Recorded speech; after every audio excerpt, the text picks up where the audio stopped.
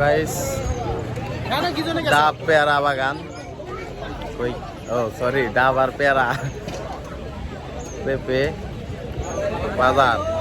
তোমাকে নিছি বেচারা মাহন কিন্তু প্রচুর খায়, মাহন একাই 2টা ডাব খাইছে। পোলাপান তো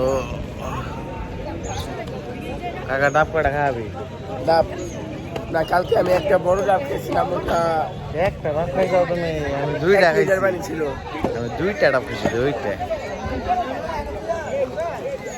আমাদের হোস্ট অ্যাডমিন হৃদয় ভাই, অ্যাডভেঞ্চার ট্রাভেলের।